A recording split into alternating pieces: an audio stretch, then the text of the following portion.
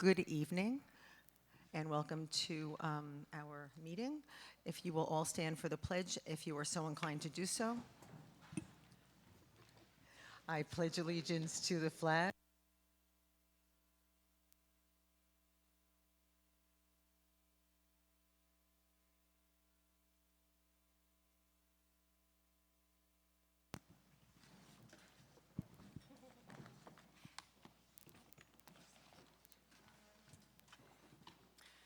The mission statement of the City School District of Albany is that we will work in partnership with our diverse community to engage every learner in a robust educational program designed to provide the knowledge and skills necessary for success.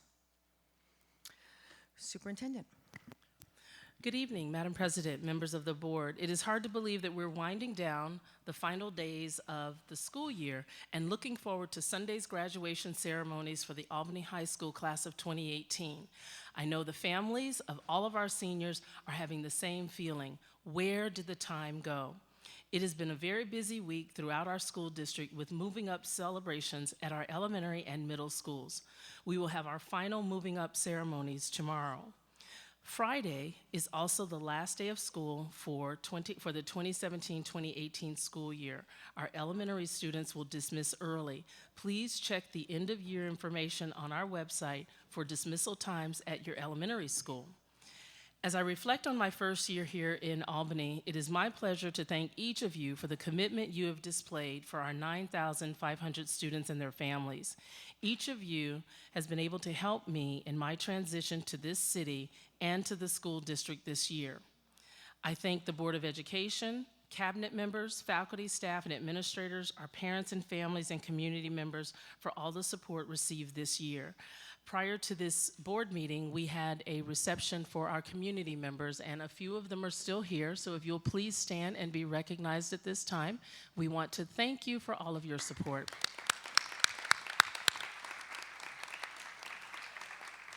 Thank you very much. It was also a joy to celebrate with you right before tonight's meeting, and we hope that you enjoyed all of the refreshments. I am also grateful to our parents and guardians and family members who support and encourage our students each and every day. I am thankful to our administrators for their leadership and to our teaching staff for their focus on differentiated instruction and student engagement, and to our support staff for all the ways that they assist our students each and every day.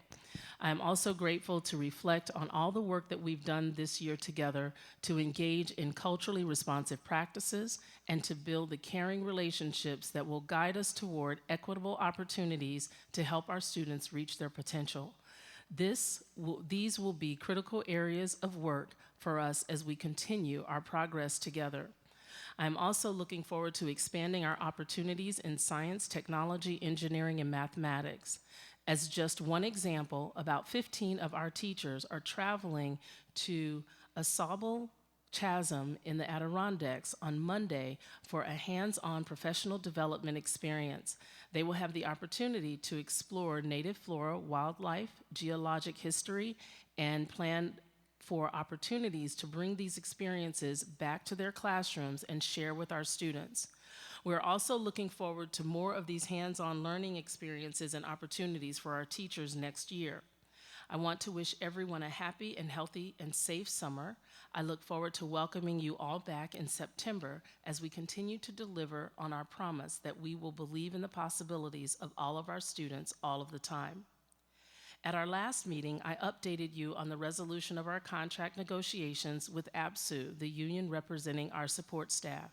I'd like to provide a brief update tonight on the ongoing negotiations with the Albany Public School Teachers Association. The School District of Albany respects and values the important work that our teachers and related professionals do every day, and their commitment to our students, families, and community. We have recognized that historically, and we will continue to bargain in good faith to negotiate a contract that recognizes, once again, while taking into account our community's financial realities. We hope that ABSTA will come back to the table to work through the process collaboratively. We look forward to continuing with our negotiations. I had the honor recently of attending the Girl Scouts of Northeastern New York Gold Award reception and to serve as the guest speaker at the event. This was very meaningful to me as I too was a Girl Scout Gold Award recipient in 1983. I am always honored to be asked to engage young women to aspire to achieve excellence. I often reflect on those mentors who helped me along my path as a young adult. Now, to be able to share my experiences to help empower our next generation of leaders is very humbling for me. Girl Scouts was an important part of my life during my childhood and teen years. I was able to engage in experiences that challenged me. Girl Scouts exposed my sense of adventure, curiosity, and purpose in the world around me. I had the privilege of working throughout my high school years, and I still draw from those experiences to this day with my experiences in Girl Scouts. I also enjoyed the opportunity to attend our city's Juneteenth celebration last Saturday. As you know, Juneteenth commemorates the final emancipation of all slaves in the southern states at the end of the Civil War in 1865.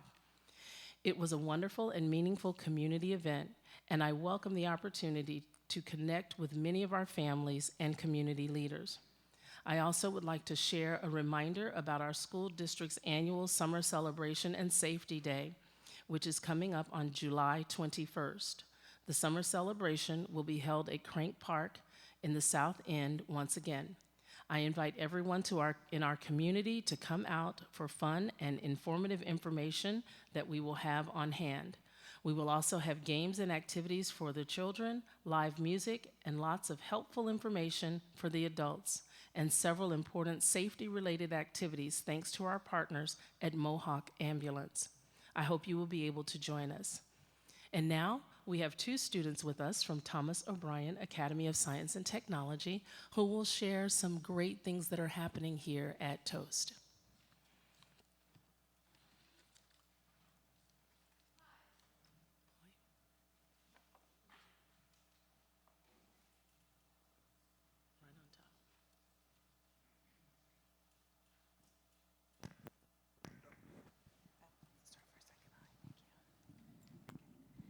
Before we have Aaliyah and Amani share some things with you, I was going to start with the PowerPoint, and then they're going to introduce a video. Absolutely fine. So welcome to Toast, everyone. Thomas O'Brien Academy of Science and Technology. It's been a very busy year here. Our students have been working really hard. We have a new chant that we do every day because we are teaching perseverance to our students. So I thought maybe Aaliyah and Amani could help me with this. Every morning we say, "We got this. We got this. We got this. We're working to be college and career ready." We're working to be college and career ready.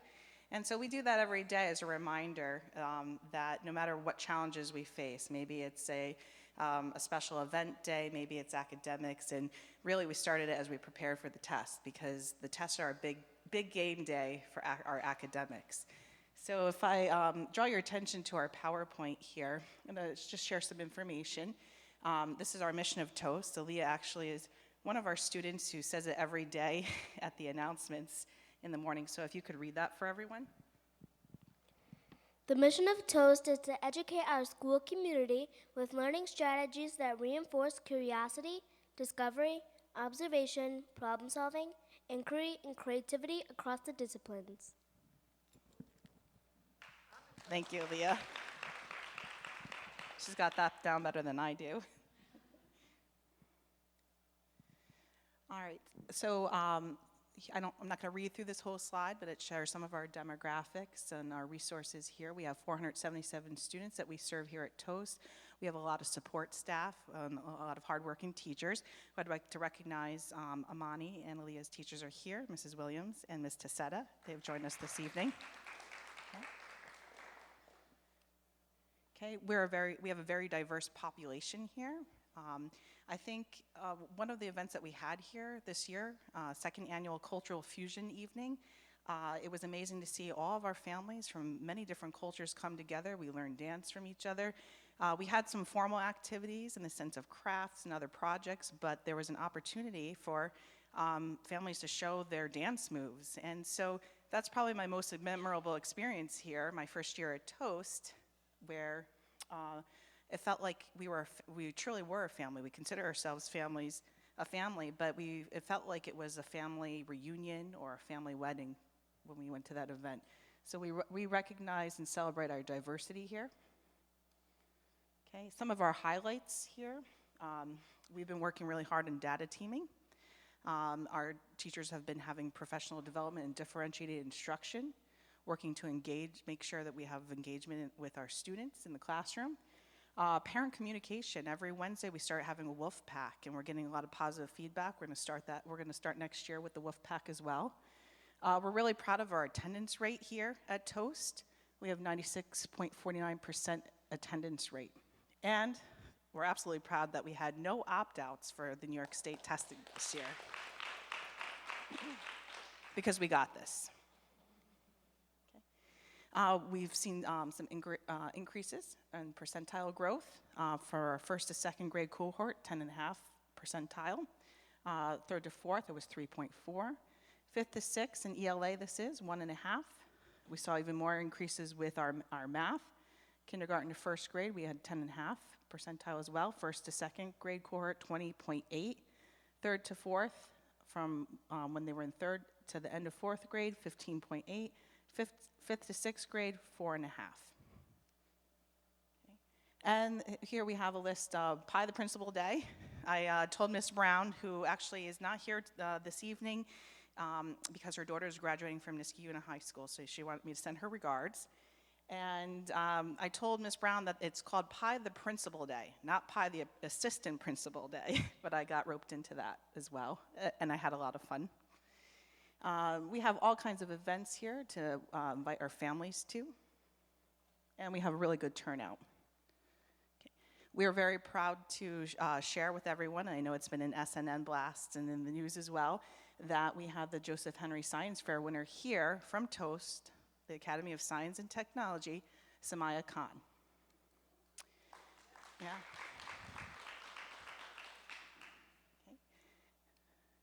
Okay, and this is a video that our students are going to introduce, and then we'll want to play a little bit. So, who's going first here? Hi, my name is Amani Mack. We are both in Miss. Oh, we're supposed to say it together. All right, ready? We are. Oh, sorry. And my name is Aaliyah Mogo. We are both in Miss Williams' fifth grade class.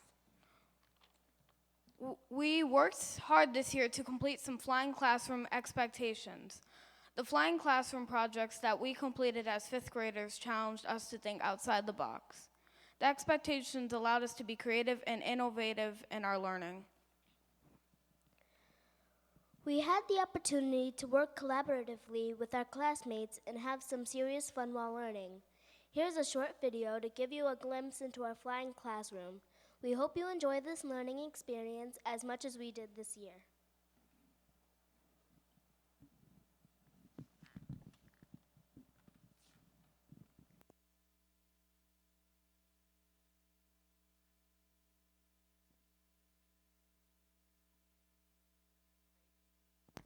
All right, so we are experiencing some technical difficulty. We'd love to share that video, but we also know things might have gotten off to a little later start, so we could maybe curb a little time here and putting Amani and Aaliyah on the spot, but I know Aaliyah in particular loves to talk about her experience.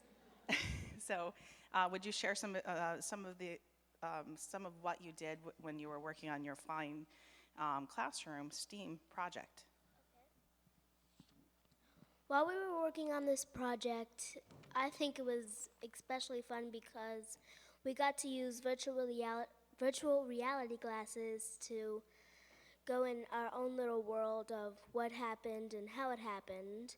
And we even got to go to this museum where we saw flying and how it worked, and we just saw a lot.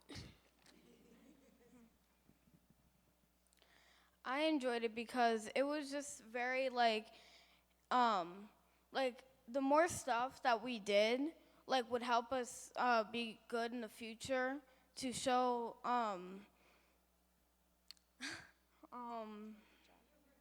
great job. What was your favorite part? My favorite part is when we all work together and get the job done.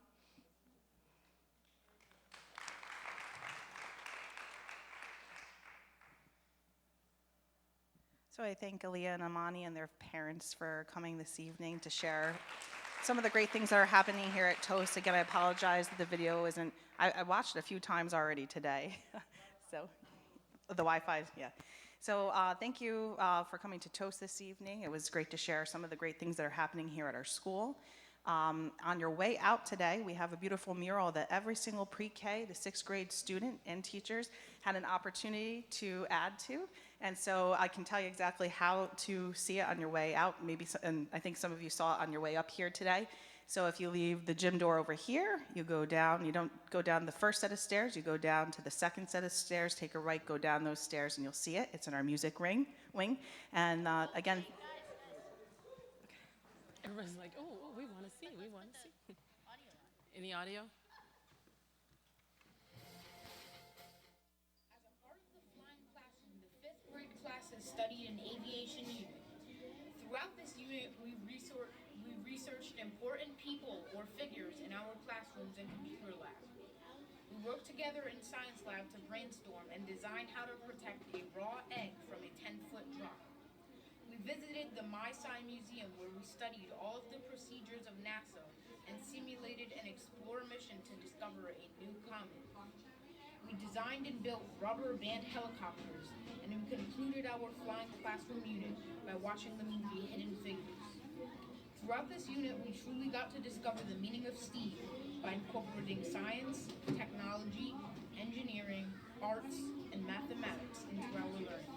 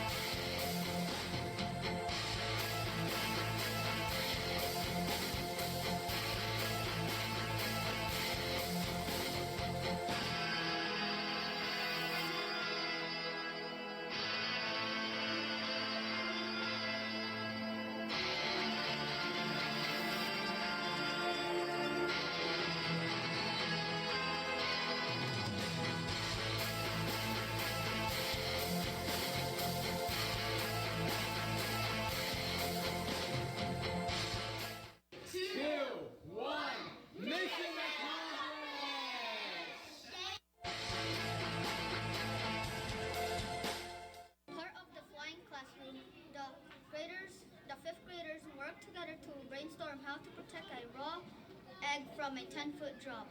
We used materials collected by staff and students and then dropped our eggs on December 22. 13 out of 22 eggs survived. We planned out the experiments and used the planning sheet from the flying classroom curriculum.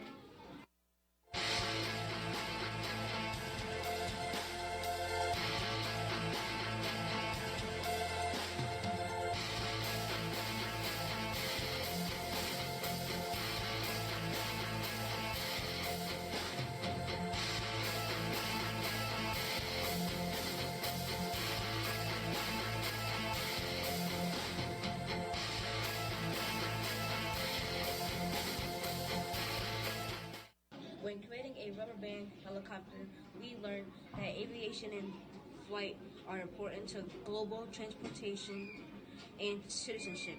We also learned about the forces and gravity that impact air flight. There are several types of aircraft. One type of aircraft is a helicopter.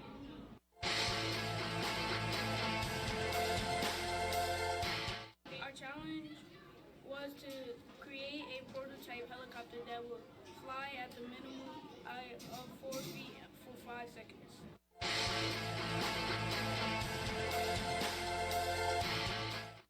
Explore! Invent! Enhance!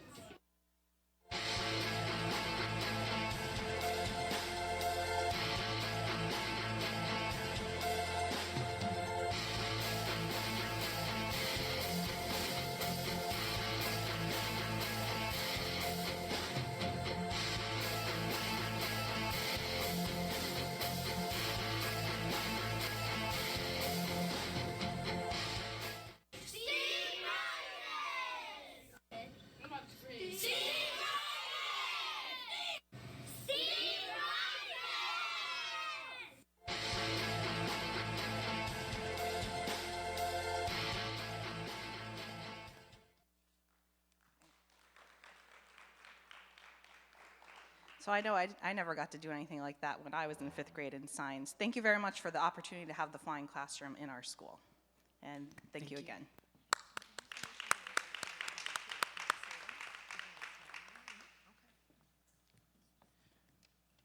At this time, I have another piece that we need to do in order to conclude the superintendent's report. We would like to recognize President Adler. We would like to take this opportunity as you are ending your term as board president to say thank you very much for your dedication to the students of our school district and to us. I know that my first year here, you have been very helpful in guiding and providing me with advice and leading the board and just being there at 2 a.m. when I need to call you. You're there. And so I just want to say thank you so very much from me, but also on behalf of the Board of Education and the City School District of Albany, we want to thank you for your leadership, and this is just a small token of our appreciation for your leadership and dedication. Thank you.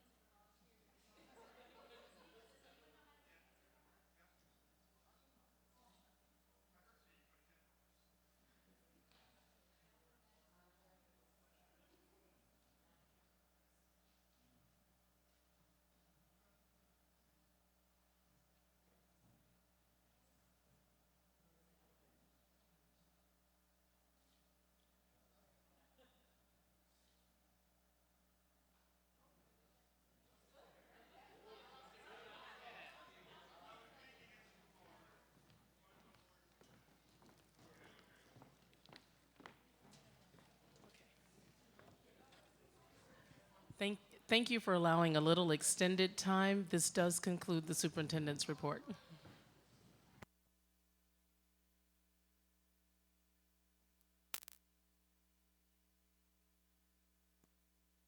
Thank you for your indulgence. So now comes public comment. The Albany Board of Education welcomes district residents, parents, students, and other people to our meeting. We appreciate community input about the decisions we are making. In addition to accepting comments during the public comment period, we also accept comments by email, phone, or postal mail. While you are making your remarks, please keep in mind that by law, information about individual students and specific district staff cannot be shared. Every student and every staff member deserves to know that concerns about them will not be aired in public. Also, keep in mind that public comment is not the best place to first alert the district to a concern you have. Please share concerns first with relevant staff, such as the teacher or principal. If you feel the concern is not addressed adequately, you may appeal to that person's supervisor up the chain of command, if necessary, to the superintendent. Decisions made by the superintendent may be appealed to the board. Finally, please note that the board generally does not respond during the public comment period. If you need a response, please consider contacting us by email, phone, or postal mail. When I recognize you, please state your name and city of residence. Statements are restricted to a maximum of 3 minutes. You will be given a 1-minute notice and a 10-second notice, and I will notify you if your time has expired. Alana Klein.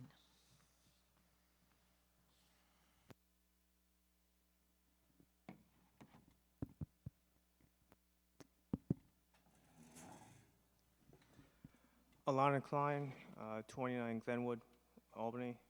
Let's see if this works. That carries. I'm just going to suggest, and even though probably for board discussion or agenda, is that not at our next meeting, which will be in 2 weeks, which is a much shorter meeting, but the meeting in April, I'd like for us to put calendar on and to then come up with what we'd like to put in place for next year, what the sort of parameters, we call the what we want done, what we don't want done, and then at least have those set and have it be way in advance. And that way we don't put you in this position, but you're such a good egg. Thank you so much. So thank you, Karen. Thank you. That was March 15th, about 2 minutes, 31, or 2 hours, 31 minutes, 30 seconds of the meeting. This is a comprehensive list of every public comment during the meetings and or on social media that this board has had since March 15th.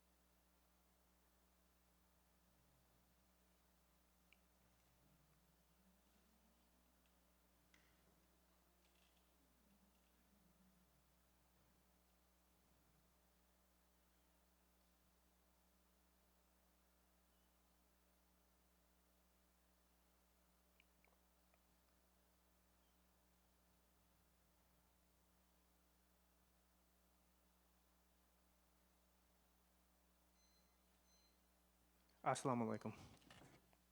Thank you, Ms. Klein. Mr. Hoey? I hope I pronounced that correctly. Oh, thank you. Tom Hoey, 19 Vine Street, Albany, New York. I was a member of the Buildings and Facilities Committee for 5 years back in the 90s, helped with the big plan where we redid most of the schools and got a big bond issue. Currently, I have an 11-year-old son going to Eagle Point. I'm a member of the PTA. I'm a member of the building leadership team at Eagle Point. I'm a network engineer at the University of Albany. I'm also the membership development officer for UUP, United University Professions. I'm also city council member for Ward 15 in the city of Albany. I'm here to talk about the teachers, and I find it unacceptable 721 days without a contract. This is not right. UUP, we just settled a contract with the state. We were pretty much the same length, 12.6% over 6 years, and some other little benefits. We need to take care of our teachers. That's what you're here for, to make sure our teachers are teaching our children and paid a decent wage. And to hear somebody say, well, you know, it's fiscal responsibility. No, you need to figure out how to do it. You know, I don't remember any tax increases or tax votes going down. If we need to do it, we need to do it. And there's other ways to save money. And I want to get into voting.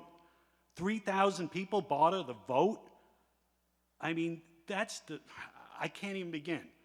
70,000, you're representing 70,000 people, and only 3,000 people want to go and vote. Don't you feel that's a problem? Don't you feel you're part of the problem? Let's talk about shared services. Why does a city school district run its own elections? When you have a county organization that's there, the people in each voting place know the neighbors there. It was a nightmare, this last voting. I had a woman come in for the second time. They couldn't find her name on the list. I've made several phone calls, actually 5, and I haven't gotten callbacks. I want to make sure this does not happen again in the next election. I don't mean to come on tough. I know it's the end of the school year. I know you got a tough job, and you know I want you to keep going, but let's think about ways we can do things. Maybe we can save some money on the voting and help pay our teachers what they deserve. Thank you. Thank you, Mr. Hoey. The next part is routine consent, but at this time I just want to state in tandem with what the superintendent has said, that the board has been kept apprised of the status of negotiations with APSTA by the board's negotiation team during the entire negotiations process. We are aware the parties have spent many hours in conversation and have recently utilized the mediation services provided by the Public Employee Relations Board, PERB. While no final agreement was reached, we are aware that significant progress was made on many issues. While the parties remain apart on wages and health insurance, we believe the proposals made by the district team have been fair and reasonable. A final agreement must respect the hard work of our teachers and the fiscal constraints of the district. We encourage APSTA to continue to work within the negotiations process. May I get a motion to accept routine consent? Ms. Wilson, seconded by Ms. Lang. Any set-asides? What? One. So, hang on. So, Ellen, E. N I have, and I have E. Any others? E and N so far? Any others? No? Seeing none, all those in favor of routine consent, you guys are so quick, in favor of routine consent other than the set-asides of E and N? And that is unanimous. May I get a motion to adopt E? Ms. Wilson, seconded by Ms. Smith. Discussion? Ms. Roach. The price of this consultant is excessive given the poor results that we've had at the school. I understand that several alternative reasons were proposed for the very poor results at Schuyler, despite the writing workshops. But I think in light of that, and in light of the fact that for the past year we had a special rate of $2,050 a day for their consultants, which is still much higher than the market rate in this area.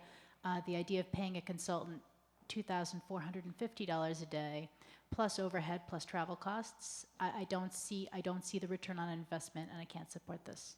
Also, my understanding was several years ago that the thing about Center for Educational Leadership was that they were going to train the trainers and produce a turnkey operation, and there was only going to be 1 or 2 more years that we were going to be hiring them at all, and they're back. And they've raised their prices, so I don't know what's going on with this. Any other discussion? So I just wanted to add to, before you respond, I was going to add to, if anybody's commenting, to add to what Ellen said. So this goes way back. At a time, Ellen was very, very involved, even though not on the board. But there's been an issue with CEL being, it's out of Washington, is it not still out of Washington?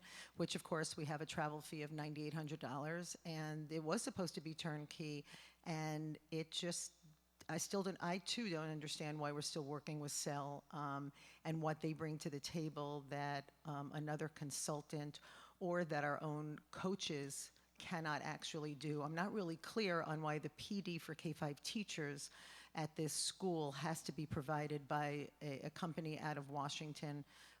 Going back now, this is what, maybe 6 years or 5 years that we still continue to use them, and they never seem to have been the company that really catapulted much in the way of academic achievement prior to this. I mean, it was spotty, there was good, there was bad, but it wasn't exactly that it had great results. So I share Ellen's concern about this, and I really would need to know more before I vote on this, which is kind of odd because it's the last time I would be voting on it. So for tonight, without more information, I also can't support it.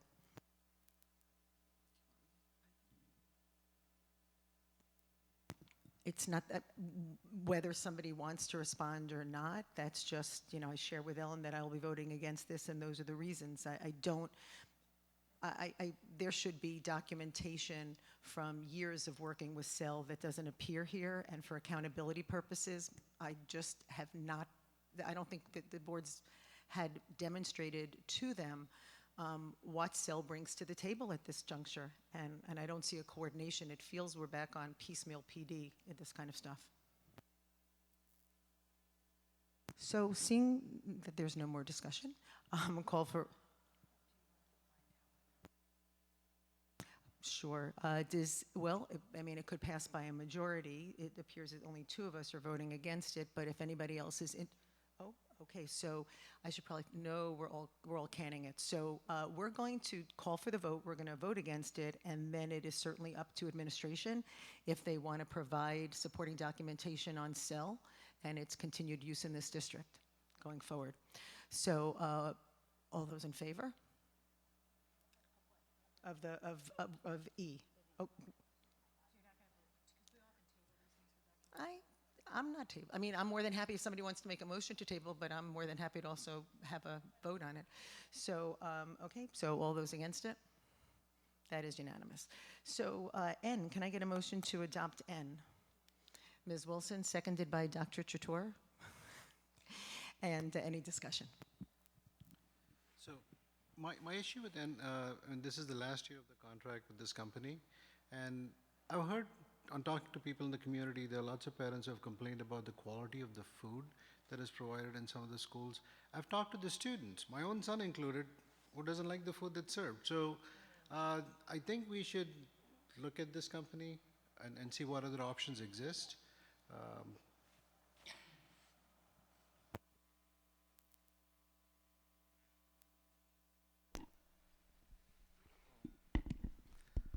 Mr. Hogan. The plan is to put an RFP out. It takes 6 or 9 months to change food service companies. It's a very lengthy process, including an SED approval of about a 100-page document. So the plan is to continue this for 1 more year.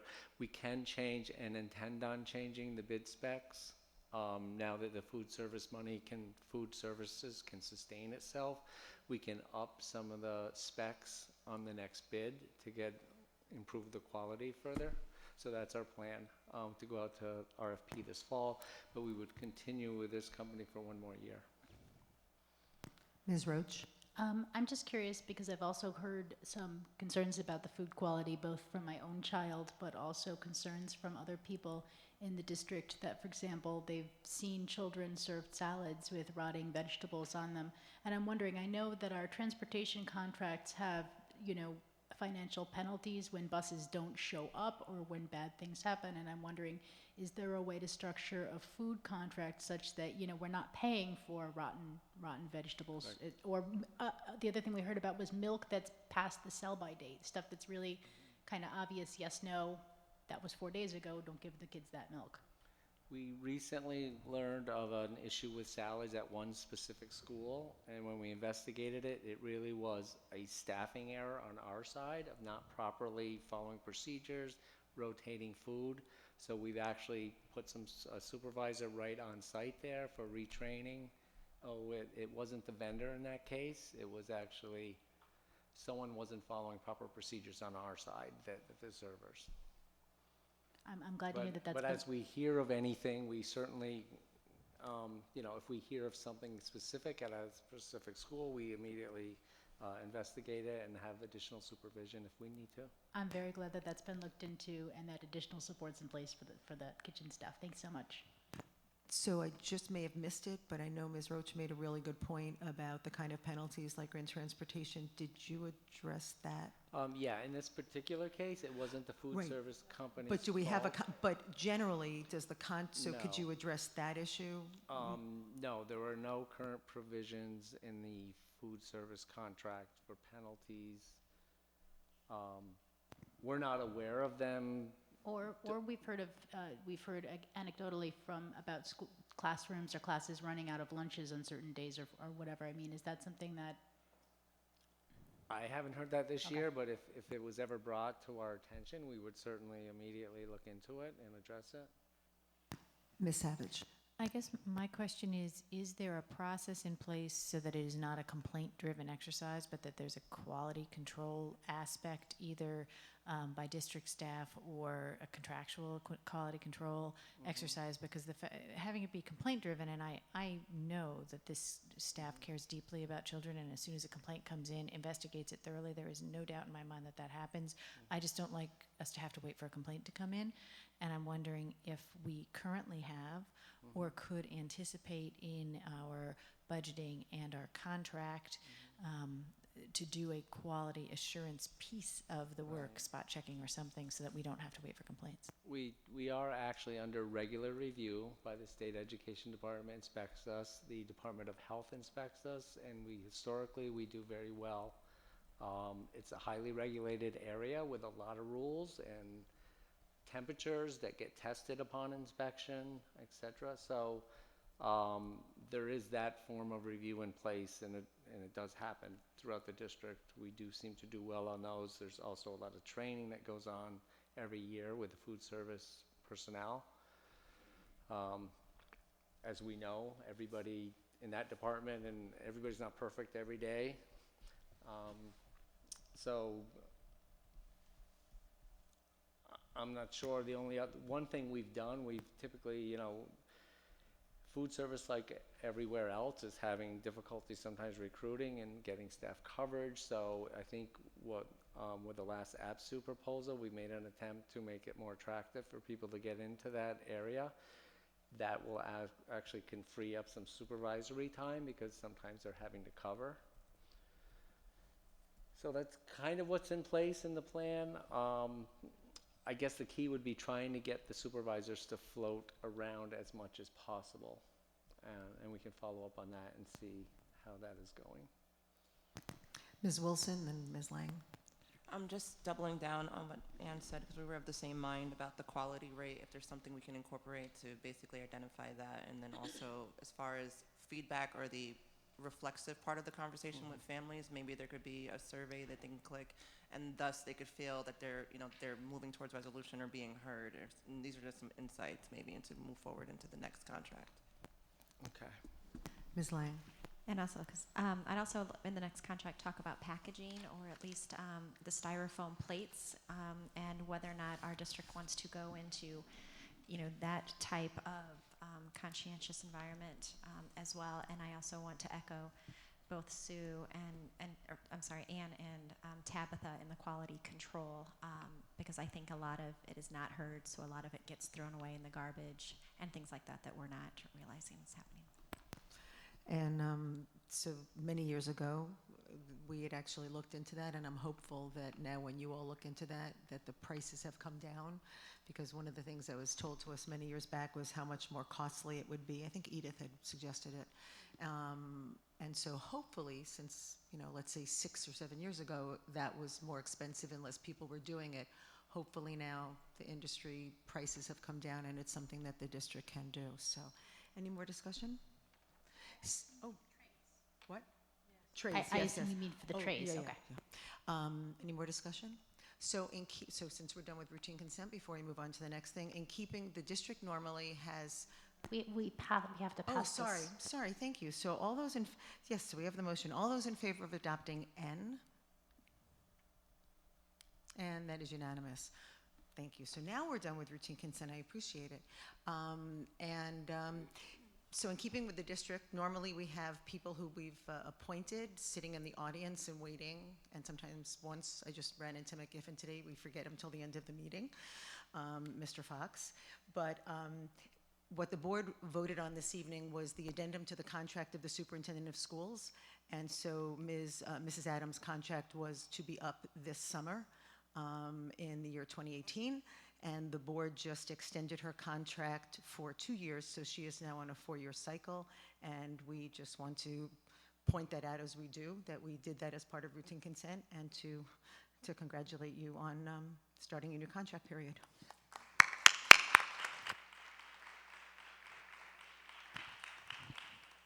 Madam President, members of the board, I just want to say thank you so very much. I do appreciate the support and the confidence that you have in me, and I look forward to continuing the hard work that we are doing and the right work that we are doing on behalf of our students. So thank you so very much. I appreciate it so very much. Thank you. Thank you. So we are now on to item 7, which is Ms. Savage's bailiwick policy. So actually, I will probably not chair the policy committee in the future, so this may be my last chance to do this. You have before you 3 policies, 2 that we're going to act on tonight. We offer for your consideration 1741 home instruction, which we talked about last time.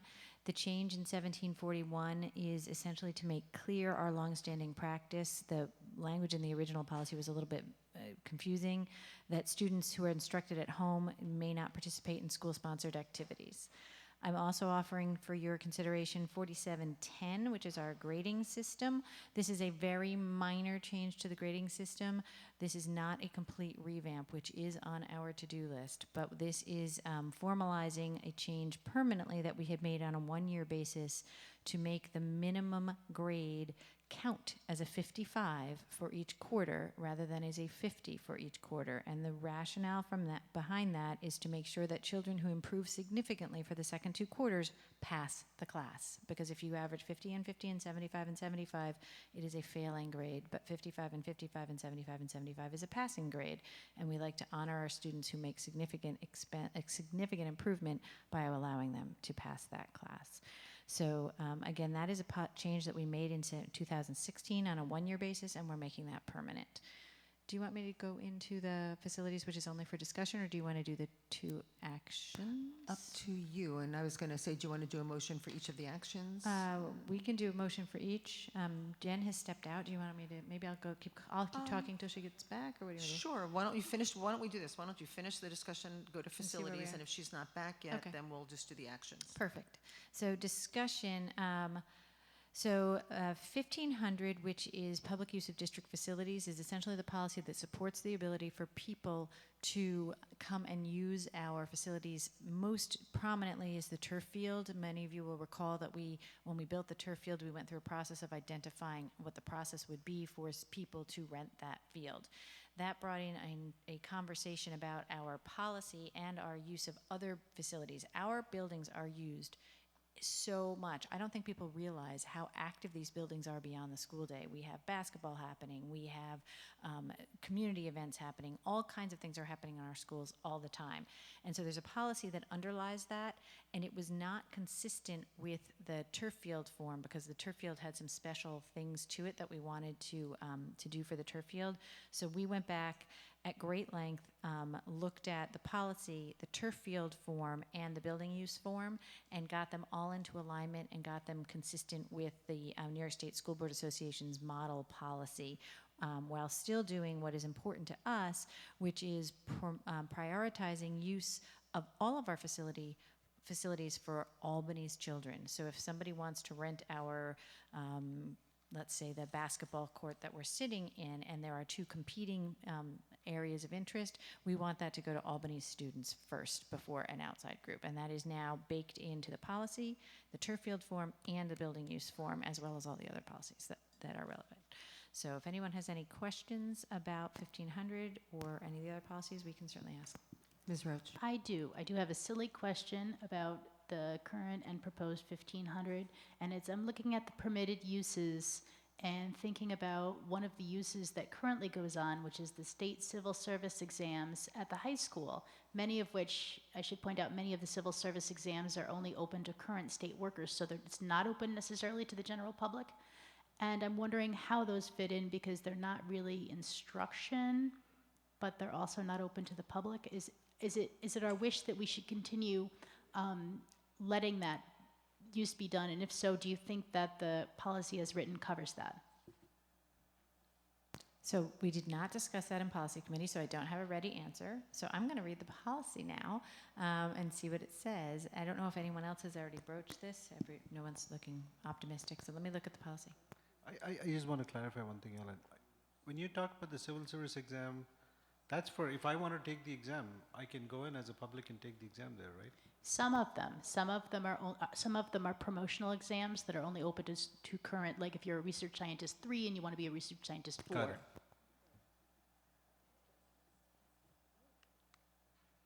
So my recommendation is that we don't do that work right now, but let's think about that, and if we can suggest an amendment to the proposal between now and next time, we could do that quickly, and if not, then we'll have to take it back to policy committee.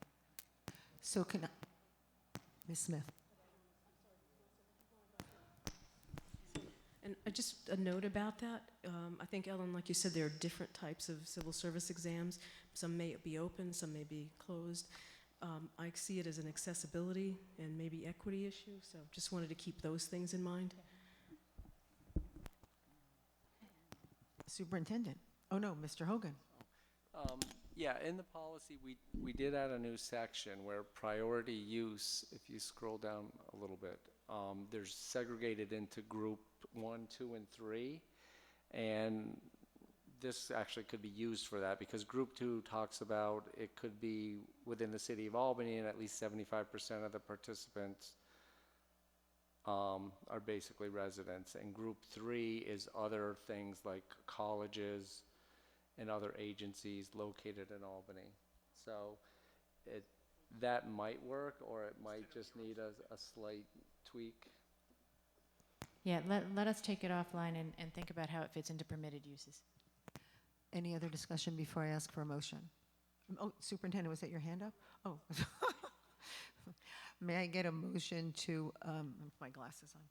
May I get a motion to adopt 1741 home instruction? Ms. Wilson, seconded by Ms. Smith. All those in favor? That is everyone except Ms. Lang, who has who's not here. She's just stepped out. May I get a motion to adopt 4710 for grading system? Ms. Roach, seconded by Ms. Smith. All those in favor? And that is unanimous, all 7 people. Thank you.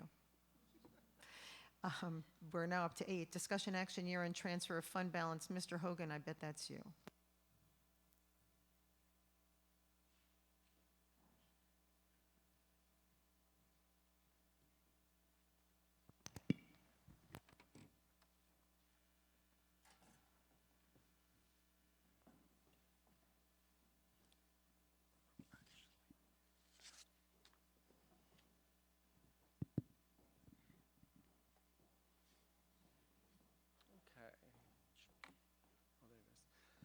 Okay, this is our year-end wrap-up of the financials of the school districts. Our fiscal year ends on June 30th, and typically this time of year, we project where we believe we're going to end up. And as you know, there's a regulation on how much fund balance, unallocated fund balance you can hold of 4%. So that's part of this exercise, is making projections and then making recommendations on what to do with any excess. So these are the areas that we'll briefly speak about this evening. I'm happy to report that the financial projections are very favorable this year. A budget is essentially a budget plan, a financial plan developed about 18 months in advance. It's comprised of projections and a lot of assumptions. In 2017-18, revenues are a little higher than anticipated, and we underspent on the expense side. So I'll show you overall they're very favorable results, and will give us some options. The net budget surplus is projected to be $8.1 million. And here's a breakdown of the revenue side of the budget. As you'll see on the top line, the revenue budget was about $240 million. We got in closer to $2.41 million of revenues. It's actually about a $653,000 positive variance. There were also, as you'll see on the bottom, positive variances in these areas, mainly in state aid. The federal aid is really our Medicaid reimbursements. The tax revenues were primarily from a catch-up of the county payments, and that's kind of the last hurrah on that. They have totally paid us off for everything outstanding, including things they haven't even collected yet. So we won't get that type of windfall in the future. And then the local revenues are things like, actually our pilots are growing in the city, and then interest and penalties related to the county taxes, some health insurance rebates, and some other reimbursements that we have insurance for in health insurance. So overall, if you just look at the budget versus total revenues, there's $653,000 positive variance there. If you look at expenses, the expense budget versus the actual expenses, salaries are under budget, primarily because it's with organization our size with part-time people and substitutes. We're up to a couple thousand employees. It's impossible to be 100% every position employed every day of the entire year. Matt tries, but so there's always some lapses and gaps in between hirings, et cetera. And it's a difficult market in general. Charter schools actually are a couple million under budget, which is good news. We budget for about 2,200 kids a year, and it doesn't take that many kids for that type of variance. The benefits are staff benefits. When salaries run under budget, you would expect the benefits that are typically a percentage of salaries to be under budget as well, so that's a favorable variance. Underspent in contractual and supplies, and then some miscellaneous other. Overall expenditures were about $7.4 million less than projected in the budget. So that gets us to the bottom line, which is a projected surplus of about $8 million. And that would increase our unassigned fund balance to about $17.9 million, or 7.18% of next year's budget. We need to bring that number down closer to 4%. So the recommendation is that we reduce our fund balance by $8.5 million and essentially move that into a reserve account to offset future expenses in other areas. So when we talk about reserves, very briefly, here's what they are. They're funds set aside to meet an expected future payment or set aside for a specific purpose. It actually is a great financial tool in that it can help you smooth out spikes in the tax levy due to fluctuations in state aid, or For example, we've done tens of millions of dollars of construction over the past several years without having to raise taxes because we can put in about 40 cents of our money and the state will add 60 cents to it through building aid, so we can get a dollar value of construction for typically 35 to 40 cents on the dollar, and continue to maintain our facilities without having to raise additional taxes. And even the state comptroller considers it prudent financial management to use reserves. So those are the reserve accounts. They're very highly regulated. There's about 12 of them. There's rules for how you can put money in, how you establish them, rules for taking the money out. The other category we have is fund balance, which is essentially an accumulation of the money you took in, the revenues minus the expenses that went out, basically since the inception of the school district, less any withdrawals or allocations to, for example, reserve accounts. There are limitations, as I mentioned, for fund balance. There's a regulation that states the unassigned fund balance can only be up to 4% of the subsequent year's budget. Historically, as I mentioned, if it's 4.1 or 4.4, it's going to be mentioned in the CPA external audit because they're required to, but the comptroller's office is really more worried about districts that have 6, 7, I've seen them as high as 12% writing up other districts. They're more concerned about that. It's a municipal law rule as opposed to like nonprofits typically will have 3 or 6 months in the held in fund balance to so they can maintain running the organization if there's a delay or shortfall in revenues. And as I mentioned here, if we don't take any action, our fund balance would be about 7.18%, which would be high. That would be higher than probably what the comptroller would consider reasonable. And actually, last year it was 3.31%. Here's what our reserves are. Workers' comp, we actually, and unemployment, those were small amounts in there, and those are going to be actually, we're going to delete those, or we incorporate those into next year's budget, just simply, it's a cleanup, they haven't been used in years, so we use those. It, in effect, had an impact of lowering the tax levy when you use reserves into the operational budget. Health insurance claims is claims we've incurred but not paid, and here's some other reserves in the debt service account. The tax certiorari is, again, that's a lot of unknown things. The district really doesn't have a say in those. There can be, we've seen very large ones, hundreds of thousands of dollars on a single property. That's controlled by the city assessor and the things that go on in Albany in terms of it, a thriving business can turn into a warehouse status and the assessment plummets on it, for example. We also have a capital reserve, which really has to deal with facility issues, is what that money can be used for.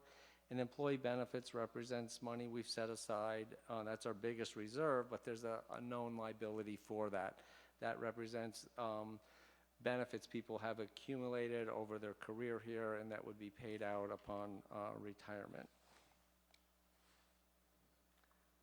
So, here's our fund balance projected year end. The unassigned is the number that we really need to look at. We also allocated $4.8 million into helping next year's budget, so that's been assigned. Here's what's left, the 7.81%, so that's what we're looking to, we're recommending that we take action to lower that number tonight. So when you have more than 4% of unassigned fund balance, you essentially have a couple of options as a board. One is to reduce next year's tax levy. Next year's tax levy is 1.33%. It's not recommended that you do that because if you lowered the tax levy by $1 million, next year when we go to do the budget, your budget's actually $1 million higher than what the revenue is. So whatever you allocate, if you were to allocate to lower next year's tax, well, this fall's tax levy, that would essentially be a budget gap that we would start off the following year's budget with $1 million hole. So that's not really recommended. It's a one-shot revenue. Is not a good place to put a continuous budget that goes from year to year. The other option is to allocate funds into reserves and plan for future expenses. So the other advantage that reserves can do, again, as I mentioned, they can help stabilize the tax levy based on economic downturns, unfunded mandates, unexpected expenditures, and they also, when you hold reserves, it actually helps us to reduce borrowing costs, because typically we don't need to borrow as much or anything, depending on how many reserves you have, for cash flow. The state gives us most of our state aid, not until January or later, as opposed to giving it to us on July 1st when the fiscal year starts, or as opposed to giving us some early on. Historically, they don't do that because they know we have the local school taxes in September. They take advantage of that so they don't have to allocate the money out to school districts till the second half of our fiscal year.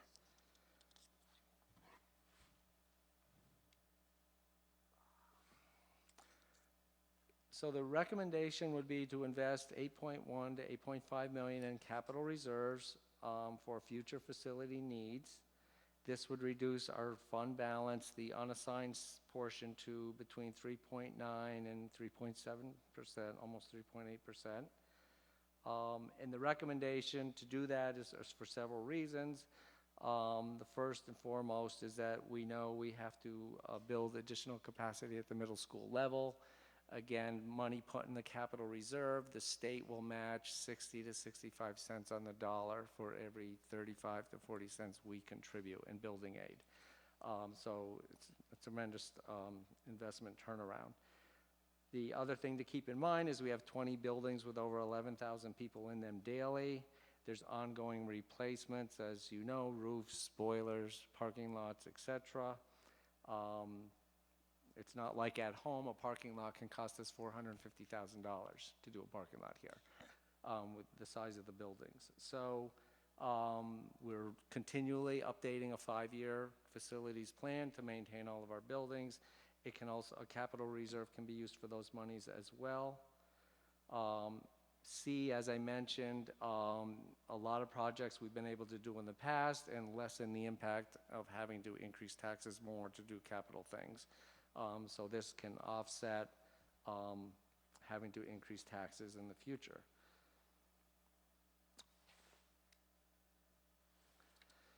So with that, I was even looking at some things today based on some additional, we learn stuff every year. We're going to be doing entries into this fiscal year well into the mid-July. I'm sure that we're still going to learn of some surprises the first and second week of July.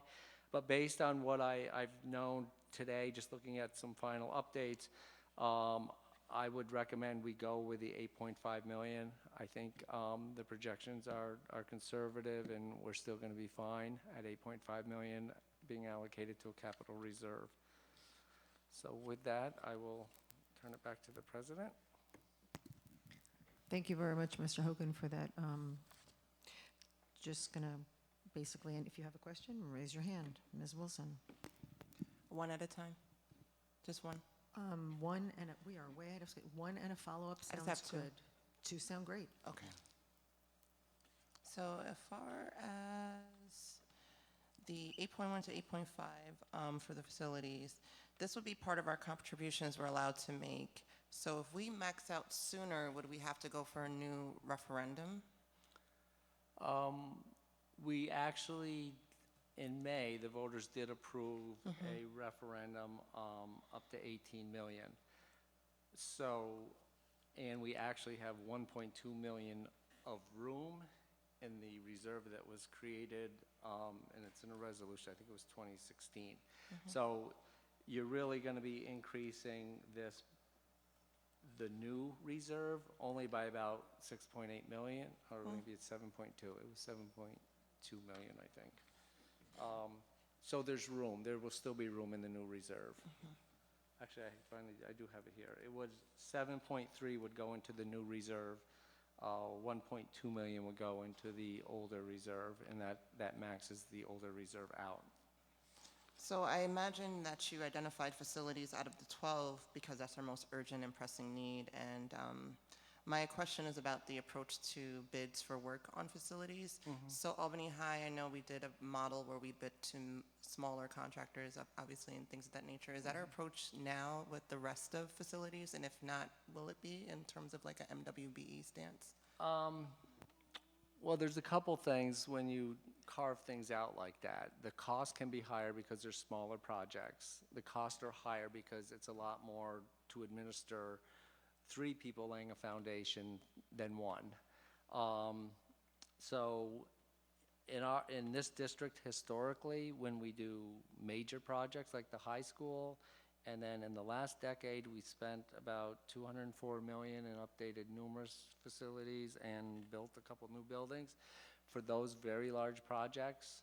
And then the other part of cost is there's quite an investment in tracking, maintaining, recruiting, the whole MWBE effort. So historically, this district has done this on very large projects.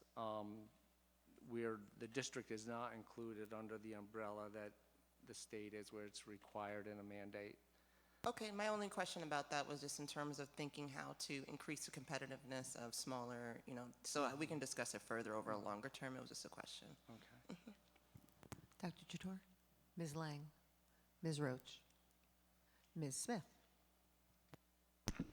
No, I just wanted to piggyback on Tabitha's question, and I think maybe we could talk about this further in facilities committee about, because what I think part of your question may be about diversification also of the workforce, and not just the contractors, but the individuals, and I don't know what that looks like on some of these smaller scale things and whether you can impose certain requirements. But anyway, just a question, an approach to do that in the facilities committee, perhaps. And I just wanted to, just as a side, Mr. Hogan, you and I did talk about perhaps in the future presenting to the board the facilities plan, particularly with regard to item B, the buildings, state of repairs and replacements, because I think sometimes we're not aware of some of those things. So, and now that the board is, shifting in its composition and new membership, perhaps we can plan that discussion or presentation at some point. Yeah, no, that's coming soon. It was going to come soon, regardless, because the last few months we've been updating that plan, and it typically involves inspections and cost analysis, et cetera. But that usually the step is we identify everything we can. We bring it to the facilities committee probably more than once to help prioritize and investigate and ask questions. So that will be coming soon. We actively talk about the 5-year plan in our staff meetings monthly. So, Ms. Savage? So thank you for the excellent presentation. I'm fully in support of 8.5. I think that makes absolute sense, and I trust your judgment about whether the 3.7 remaining is sufficient, and it sounds like it is, so that's terrific. My only question is about, as we migrate to a situation where we're using both capital reserves, do we have to pay for a project out of only one reserve? So we're only going to have the 1.2, we're only paying 1.2. Can we bid a project and pay for it out of both reserves? Does it matter where the money is? No, as long as it's coming from reserves, we just have to make sure we word the resolution and the referendum. Essentially, it would be similar to this draft resolution where you'd be taking so much from the reserve created in, actually it was 2013, and so much from the reserve created in 2018. Any more questions? If not, may I get a motion to adopt the recommendation? There is a resolution, right? yeah. a motion to adopt the resolution to move 8.5 into the capital reserve. Ms. Roach, seconded by Dr. Jator. All those in favor? And that is unanimous. Thank you so much, Mr. Hogan. Always good news. Thank you. Or like this, it's always good news. Next, the DSIP.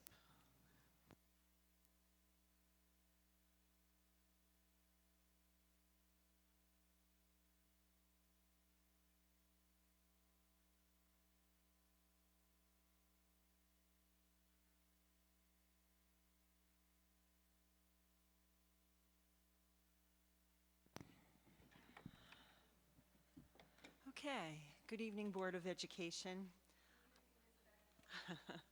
I'm very happy actually to be here tonight to talk about the District Comprehensive Improvement Plan, because this is really the third year I have come to the table with a strong plan that is very much aligned to the work that we're doing every day. It is a plan that over the last 3 years has really only changed modestly. It's responsive to the reviews that we do in each of the schools and responsive to our analysis of data. So it's really been a great journey, and it's also respectful of the change process, that it takes a while to change, and people used to say 3 to 5 years. They're now saying 5 to 7 to really make a big change. So I'm proud of this plan that the committee put together.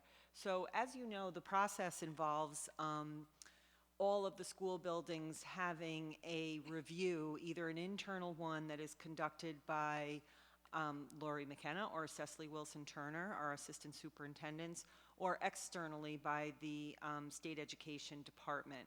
At the conclusion of that review, a report is generated with recommendations that come out of the review. The trends are harvested from all of the reviews. So if you see my office up on the 3rd floor of Academy Park, please you're welcome anytime to come up there to the penthouse if you want to climb the stairs. There are chart paper with where we have filled the chart paper with the trends that we harvested from all of the reviews, so that we could focus the district comprehensive improvement plan on those larger trends. We reviewed the recommendations, and at that point then the school comprehensive education plans, otherwise known as the SEPs, and the DSIP begins to be developed. So we focus on those trends, and our philosophy is really about having a wraparound approach to the school buildings, to their needs from very much a systems perspective. We had a cabinet discussion in March where we talked about the fact that we did not anticipate a lot of change, moderate change to the DSIP from the 2017-18 based on the reviews. We identified the stakeholder group and contacted folks to attend 2 meetings in April and May. Then after that, the cabinet comes together, and we also bring the DSIP to various other internal groups. We have our Student Achievement Services, which consists of directors and supervisors, and they have their opportunity to weigh in, and so we sort of massage it from all ends. And I'm here tonight to present the draft DSIP to the board for your consideration. We developed several years ago, we started putting it on this really nice at-a-glance document because the document that the state gives us is a little unwieldy, and all the content is here, so and it's just a lot easier to look at. So let's get to the trends. Our trends are really around the systems and the relationships among the systems for efficiency. That was a big idea out of the school reviews this year, and you'll see that reflected in other things here. The data cycle, we are continued to focus on that. We will continue to focus on that until we really get it right from K to 12, sideways, upways, and always. The data and ongoing monitoring is really important because, and that's why one of the revolutions in the DSIP has been to make it more targeted so that we can manage that monitoring of those big things that we need to keep our focus on. New for this year is this idea about distributive leadership and the establishment of clear roles and responsibilities. When we've always talked about Tenant 2 and we've talked about building leadership, we've talked about the principals, but the reality is in the buildings, there are other administrators, there are teacher leaders, especially in our elementary buildings. The teacher leaders really help form with the principal, the building leadership team. And we feel that one of the things that emerged is that a lot of people, there's some overlap. And so if we have a distributive leadership model that really pays attention to very well-defined roles and responsibilities, we can be more efficient in the work that we're doing. And so that came out, that came through as a trend this year.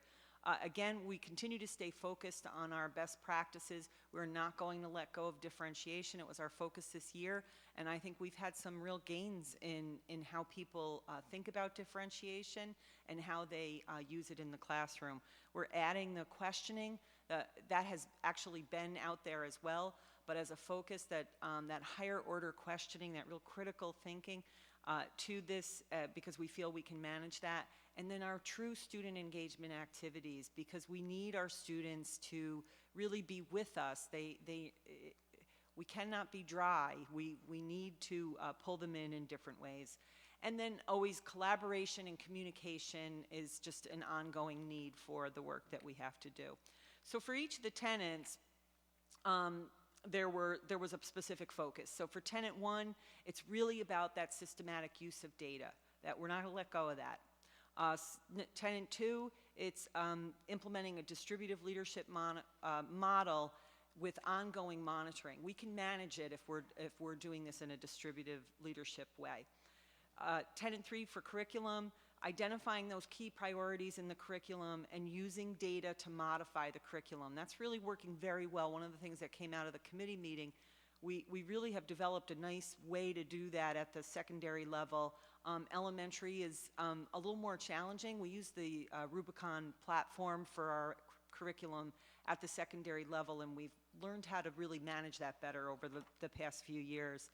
Tenant 4, that's those high leverage strategies. Instruction is about our strategies, our professional development, and that is our focus. Student social emotional developmental health, our tenant 5, is about implementing a systems for student social emotional support. We're looking to do a very comprehensive system that again is sense making and not duplicative. Family and community engagement, communicating with families about school systems and student data. We've really made some great strides. One of Cecily's key recommendations for the elementary buildings in this particular tenant was how to reach your hard-to-reach parents. Can we get some strategies and can we work with one another about how we can bring our hard-to-reach families into our schools? And there have been some good strategies. I think Leslie over at North Albany has learned to connect everything to student work, and then and folks want to come. They don't want to come for an academic meeting about the report card, but they want to come and see their children's work, and then we can tie some other things into those events. So that's really a good strategy. The timeline is that we have the DSIP discussion here tonight at the board meeting. The SEPs will be here on July the 19th. They'll be to you in advance of that for your review. And then all SEPs and DSIP will have be a board action item at the August 2nd meeting. Lori McKenna was able to get us that little 2-day extension from SED just to help us fit our timing, and there was no issue with that. And then we will get everything to the New York State Education Department by August the 3rd. And of course, if the board has any questions about any of those steps and we have to hold it back to do some rewriting, then we will do that, but we don't anticipate that. Okay, that's it for me. Thank you. I feel like you've just been so kind that in my last meeting to have gone through the years we've gone through, to have gotten this incredibly concise and comprehensive DSIP report, like the biggest one, not even a SEP, a DSIP that's concise and hits everything, and the fluency with which you're able to talk about it, and in sense of imparting it. I know you can talk about it and work it, but to share it with us, just thank you so much. It's one of the reasons in terms of, after 2 terms, feeling like, wow, the district, this great board, this staff, that things are in good hands and good shape moving forward. So thank you. What an absolute pleasure. So that's my only comment, and I took the liberty of saying it first. So starting on your side, Ms. Roach. I'm going to pass this round, but I'm other than to say thank you, and I'm excited about where we're going. Ms. Lang. So first of all, I want to say that I don't say very often to start off. I usually just ask questions. I think this is really comprehensive, and I think this is really digging deep to every single building. Unfortunately, in most of this, the common line was there wasn't consistency through the buildings on every single goal. Although that's disappointing, I'm really glad we're having that real conversation, because I think before it wasn't even a conversation, and really the buildings were all, working by themselves. Some did it well here, some did it well there, some didn't do it so well. So I want to say that I'm really glad that this is kind of all coming together. One of the things that you had mentioned was what Ms. Leslie Buff does as far as drilling down. And so I guess I wanted to kind of flesh out, when I looked at the last goal, one of your indicators was SNNs, parent university workshops, but that really isn't kind of what Cecily had talked about. So I was wondering if you could kind of expand on going a little deeper for those parents. This is kind of a broad leading indicator, and why those were highlighted more so than kind of that individual one-on-one family and specific to that child. I think what you'll see is when the SEPs come, they will identify in Tenant 6 the very specific things that they will do at the building level to address bringing families into their community. At the district level, we're just sort of trying to do the overarching comprehensive viewpoint. You will see that in the SEPs. Dr. Chator. All I want to say is, having seen this evolve over these past few years, I am so thrilled to see where it is at right now. Thank you so much. The district is sort of like a chariot driven by horses, and each horse being in a building. And if every horse decides to run in a certain direction, that's chaos, right? Now we are streamlined. Everybody has a similar goal. We all the buildings are reaching out to the district's vision and goals, and I think we're heading in the right direction. Thank you so much for all your efforts. Ms. Wilson. I forgot to thank Bill for his presentation, so thank you. And thank you for yours. So I see certain things as mindset questions and others kind of like structural. So just in looking over these tenants, I kind of seen a overlap between 2, 5, and 6. So I looked at 2 kind of like customer service, if we all kind of approach a no wrong door model or something of that nature, and 5, I've kind of perceived as more discipline, and then 6, I was on the same page with you with the hard to reach parents. So my question for each of these is, are we approaching that with the overlap that that I see? Are we approaching that at the school level also, that it's important to establish the customer service, for example, level of professionalism, and then also apply that to 6, where the hard to reach families who may not, the things that we try with the larger population who's engaged. So that was like the long and short of my question. The tenants, it's actually fascinating if you take a look at the DTSDE document and see all those indicators and how they work together. All of the tenants actually really, they intertwine. 2 is key because it's really about what the leader or their leadership team is doing system-wise in order to make that an environment that's inviting for the parents, in order to make that a safe environment for students to come to school and have the supports available and do the monitoring to see what supports are working and what outreach is working. So yes, there is definitely a connection. Ms. Smith. Yes, and I'd like to thank you all as well. Dr. Chatur was saying what I was thinking, but the focus just seems so right. I did have one question about Tenant 3, and it's where I believe you said that our work at the secondary level was stronger, and we've kind of gotten that. We're in the right direction, right? So I wondered, does that mean that perhaps these coming years the focus will be more on how to strengthen that at the elementary level? It's really just very different. At the secondary level, because you're dealing with content experts and their curriculum, they have a different way that they're looking at curriculum and how it works in their classroom than the elementary teachers. I'm not really explaining myself well, but I do know that because we've had such a big emphasis on curriculum, really since I got here,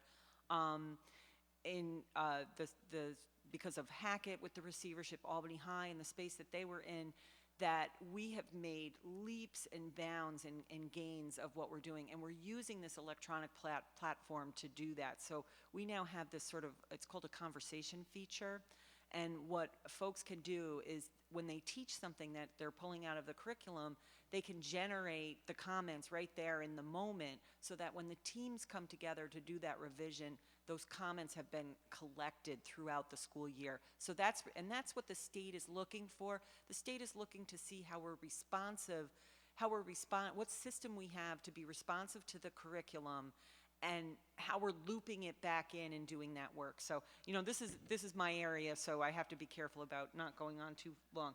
But for the elementary, for the elementary folks, I think what will help this year is that our embedded PD model, because we're going to have small groups of teachers, maybe about 15 teachers, very small group.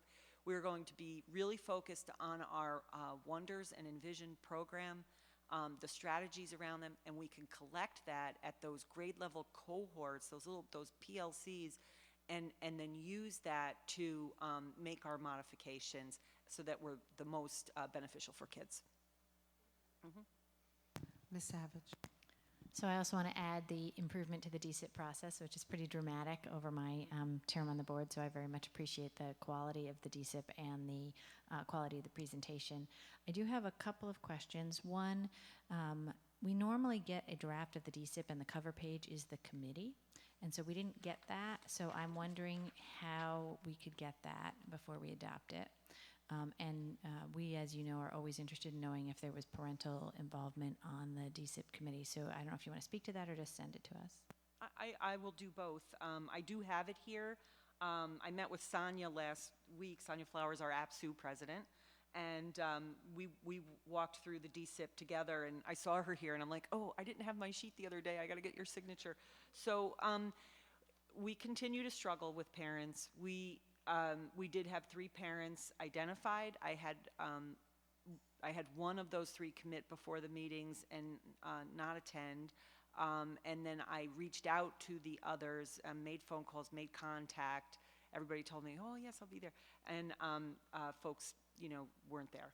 And so that continues to be a struggle. Our community partners, you know, they do come. We had a couple that have come in the past and didn't come, but we distribute the DSIP to them and allow them to review and provide feedback. So I don't have signatures for those folks, but I do consider them to be on the committee.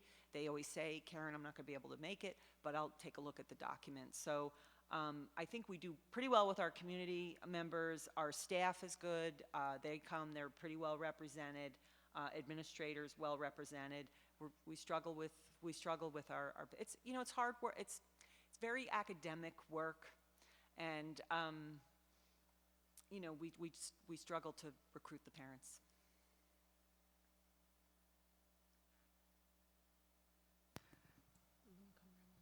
Ms. Roach?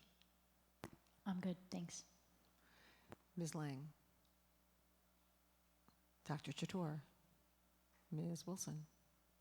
Back to the hard-to-reach families, just curious about other models and maybe incorporating other departments in the outreach efforts, for example, looking at timing of what you're trying to incorporate them into and working backwards, doing multiple levels of contact and outreach, maybe having students have something to sign. I'm just curious if like methods and things of that nature are being implemented. I think the things that you mention are strategies that we would definitely use. I think now that we have in the community schools, we have the community schools coordinators on site. They do quite a bit of outreach, personal outreach, so that will help. But one of the big ideas that had come out of the committee was, can we harvest the strategies that all of the buildings are using that do work and share them. And we really haven't done that. So we need to certainly get, and that's not a monstrous thing to do. That's a very easy thing to do with our principals, and do a Google survey or whatever, and have them let us know. So I do want to do that. And then the hard to reach parents, again, the focus on kids, the personal outreach. And I think you'll see some more things reflected in the SEPs when they come in that is pertinent to the individual schools and their communities. Ms. Lang. So I want to go back to Tenet 5, which is the social emotional. Some of the things that I hear from parents often is that a lot of the things that are implemented really start after school has started, October, November, because by then the social workers and the special ed and the IEPs are being reviewed and being implemented, but it's not on day one necessarily, because the staff is coming in the door. And so I was wondering if some of the work that is done over the summer, are those caseloads being parents coming in over the summer to kind of work more to get some of these programs or some of these things in place starting day one, instead of starting week 2, week 3, week 4, which is understandable, to see how the building rolls out and to see what's in play. But I hear that a lot, that I'm still waiting for a meeting, or I'm still waiting to get the resources I need. I'm still waiting to get in to meet with the teachers. And so I was wondering if summer work on the social emotional has been something that has been talked about. Well, certainly on the social emotional side, we have all of the teams coming in from the different schools to work on their PBIS, to work on, we have a trauma-informed training this summer, but that's for staff.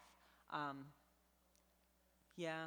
I was more asking individual caseload for those individual kids, so that that's. Do you want to speak to that? So I guess there's two different levels of services for our social emotional support. So there's the mandated caseloads, which are really driven by IEPs. And so our social workers, our psychologists, our behavior specialists already know what their caseloads are starting in September, because for the most part, our IEPs are complete and they're ready to be implemented come September 1. The challenge becomes, especially at the elementary level, is coordinating those services for pullout for individual one-to-one counseling or small group counseling. And we need to be careful not to pull students out of their core content areas, so we don't want them to miss their reading instruction or their math instruction. So it becomes a challenge for our student support services on day one to start those services, because they have to work with the teachers and coordinate with the schedules, so we're not pulling them out of their core areas. It's a little less challenging at the secondary level, because for the most part, their schedules are set now, and social workers and psychologists do have some time to come in over the summer to look at their caseloads, look at student schedules, and then begin to map out when they're pulling students so they can begin services on day one. Ms. Smith. Ms. Savage. So one global question, which is, I know that the superintendent talks a lot about being on a cycle of continuous improvement, and to be on a cycle of continuous improvement, you need to have something that you're measuring so that you can look for that improvement and go back and reflect if it doesn't improve. And I know you have the leading indicators in the DSIP, but those leading indicators are a little bit, they're indicators in hopes of student success, but they're not measuring the specific thing that you're doing that you actually control, right? Usually they're measuring something that's an outcome of a thing you control. So I'm wondering, do you metric some of these things? Do you measure them and then reflect on those measurements? And then are you thinking about how to expose those metrics so that that's something that board and community can understand that we are getting better? So for example, communications is one. I have a little facility with, like, I know from something that I've read in passing that the number of SNNs in each building is a known item. We know how many go out. We can measure that. That's something we control. We can look at it and see it. But that's not something I ever see, at least as a board member, of like, okay, we're watching that. So that's the kind of thing I have in mind in terms of a metric, and I'm just wondering if you want to talk about how you think about measurements like that and exposing them. So I will say is that at the mid-year point, we do a full progress monitor of the DSIP and create a report and submit that to the board. And then, of course, we'll do one again this summer and have that ready as the year ends of the entire plan. Also, in the director and supervisors meeting, we check the DSIP. We create a work plan out of the DSIP and assign responsible parties for any particular action piece that's on here, and we do those check-ins at the director and supervisor meetings. At the same time, the assistant superintendents are doing that work with the principals in their check-in meetings, and they too are monitoring where we are with the action steps that we have chosen.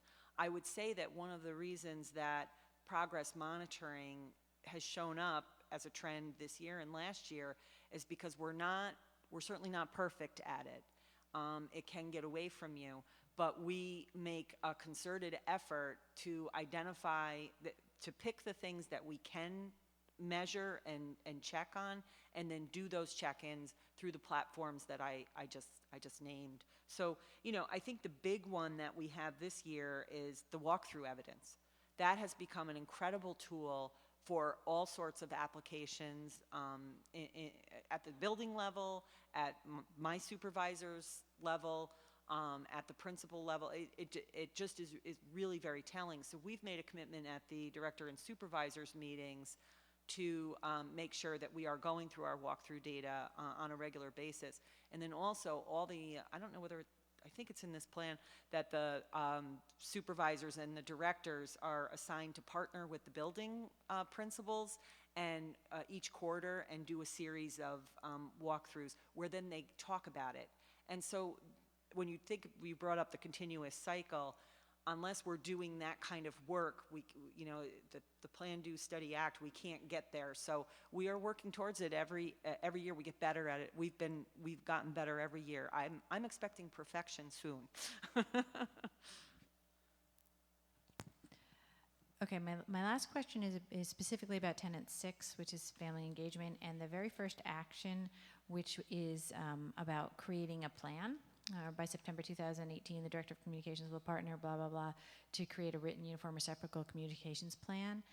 That language is identical from the DSIP last time, from last year's DSIP, and so I'm just trying to understand, did the plan get written last year and then we're going to update and enhance the plan, or was that something that we did not actually succeed in last year? So I'm trying to understand. And then also, as we go to write that plan, what is our process for writing that plan? Is that something where we're going to use some outside expertise, or is that something we're going to do internally? What is the thinking around the development of an effective communications plan? I'll answer that one. Okay, so one of the things from my office in working with the Director of Communications and Operations that we're doing is we're looking at multiple levels of a communication plan. What does it look like district-wide? What does it look like internally, board superintendent communications, and then what does it look like at the school level with regard to how our schools are communicating with our parents, and what are some of those unique strategies? So the rewording of that really didn't need to happen simply because this is what we're going to look to do, just in a different way. Honestly, not knowing exactly how to rephrase it to capture it differently, other than if we were to insert the word maybe continue, but it's really looking at our communications plan in a different way. I don't know if that answers the question or not. So is there a written plan that was created this academic year that actually exists as an artifact? That was part of that was the DSIP action from last year. So No. I'm not trying to create a problem. I'm just really trying to understand, did that happen? So it didn't, which is fine. I mean, we're always constantly trying to improve. So then we are going to do that this year, and I have full confidence it will happen this year. And then my second half of my questions was are we planning to engage outside expertise to influence that, or is that something we at this time are thinking about being an internal process? A little bit of both. Okay. So I just wanted to speak to the difficulty in getting parents on the DSIP. So that's not something that we've actually, in terms of the results, been much more successful, notwithstanding the exponentially more successful DSIP itself. So rather than ask you for all the details, because it just doesn't matter, I know you've worked hard to try to do that, for reaching out to parents, I guess my parting concerns and recommendations as I leave really are that to get to that point when the DSIP is really, to use your word, perfect, is where we are able to engage half a dozen parents across the district. I'd like to see, of course, one from every school, but and even if that means, for example, parents working 1 or 2 jobs, so that somebody from your office or from somewhere in administration has a meeting at like 5 o'clock or 6 o'clock that is just for the parents for the DSIP. So maybe they can't attend the administrative meeting, but maybe when outreach is done at the schools and at the PTAs and with anything that we can do in terms of outreach, the point is, when is it really good? Is it an 8 o'clock meeting before people go to work, or is it a 6 o'clock meeting in the evening? And then the meeting can just be for parents, and it can just be to share it with them. And because, as we know, the impact of that is more than just getting parents to see it. I mean, and I know you didn't mean this when you're saying how academic it is, because, we're just the board. So none of us really do have a degree in higher education or in K through 12 education. But somehow you've been able, through your skill and talent, to impart to us a lot of information that allows us to become a little smarter than the average bear, the average layperson on this. And so I have high hopes that just as we're able to engage parents in the work, as Leslie does at North Albany, of their students' work, so too we can actually engage them by explaining what the document is and what they're there for, and at least starting that conversation, because then, of course, the fallout of the outgrowth of that is that then they become ambassadors back to their schools and to their individual communities in another small way, and that's how it grows.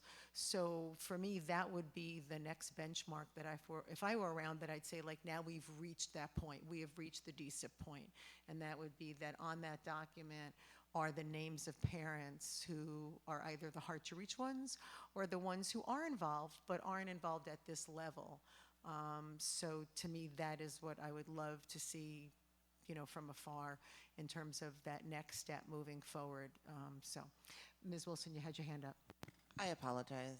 Just had a question, because I think I asked this in reference to something totally different, but I wanted to ask it in reference to this. As part of central registration or as part of onboarding at a new school, do we solicit from parents their preferred mode of contact, like whether it be cell phone, email, or other? We don't ask that specifically, but we do collect email addresses, cell phone, and a home phone if they have it. And am I correct that the new tool, the school tool, is going to have more flexibility than PowerSchool had in our ability to use that information to contact parents? That was my understanding from some prior.